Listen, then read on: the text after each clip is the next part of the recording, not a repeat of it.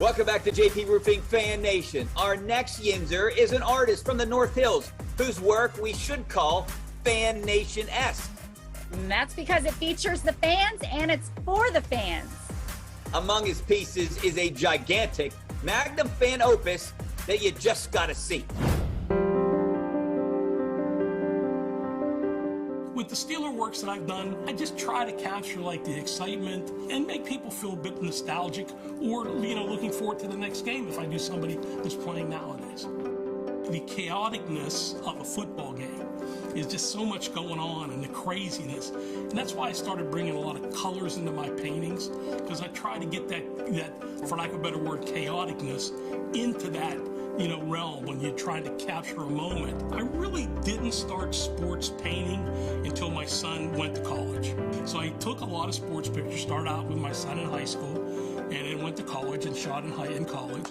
And then I just started painting from my sports photos to turning them into paintings. This is Franco Harris, obviously scoring a touchdown.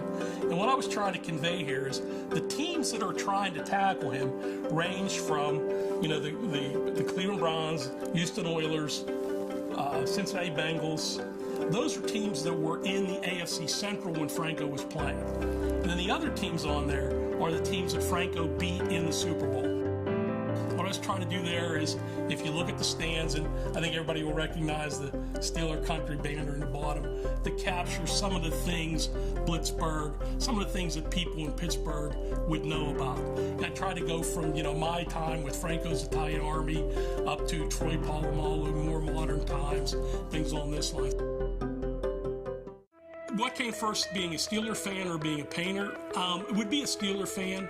I never even thought of being, anything other than a Steeler fan. I mean, that was my dad, my grandfather, that was it. The Yinzer genealogy was so solid that when Kevin's childhood friend gets him a last-minute ticket to a Super Bowl, his dad says, "You can go if I can go." So we get tickets the Thursday before the Super Bowl, and we go to the Super Bowl. Years later, Kevin's dad was battling cancer, and his one wish was to relive that bowl game with his son. And it became a mission to get to watch the game with him, right? So I made it my mission to find it. Only one problem. This was 1987. No YouTube. It took a serpentine path of friends and connections to make it possible. Through Lynn Swan and Jack Ham, for me to get a tape of the game. And my dad and I watched it. We watched it on his deathbed.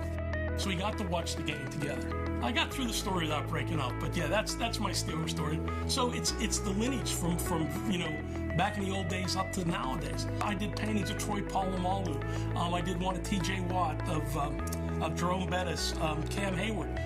It is such fun to know that I was part and still am part of something that's pretty special.